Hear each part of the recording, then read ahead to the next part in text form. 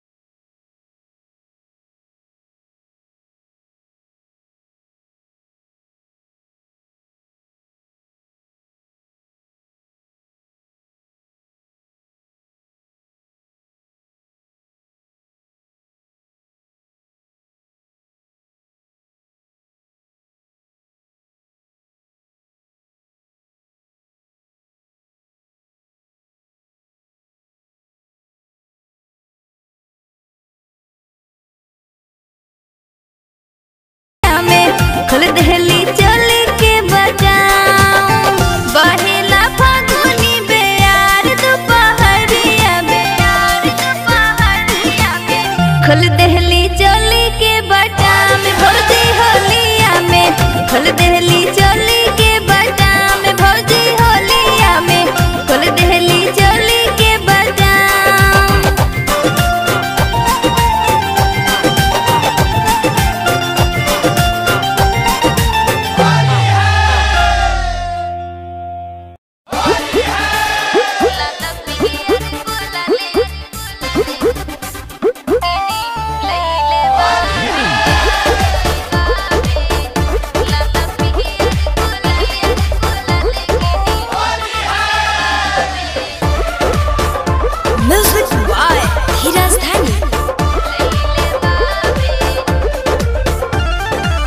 जब से चढ़ल बा फागुन महीना,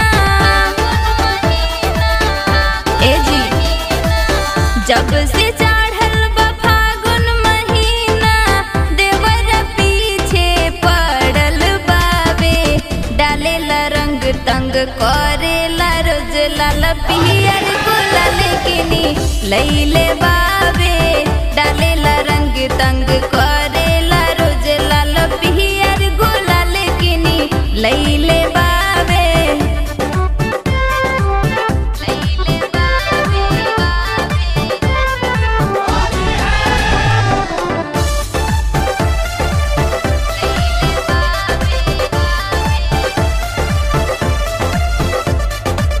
घोरी के हरदम रखेला रंगवा डालल चाहे भीतर हो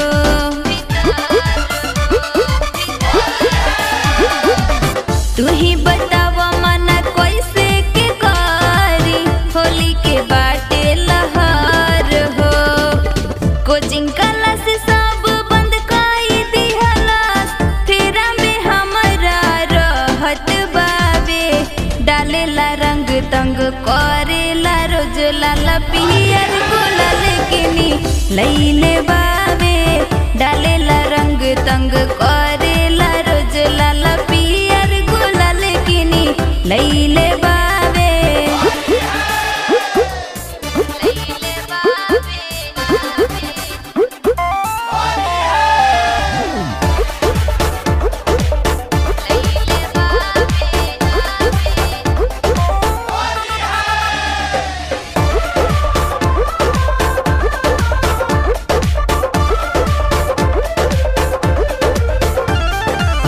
लाइल बाड़े उकिन पिचकारी कहेले अब कहीं न छोड़ब हो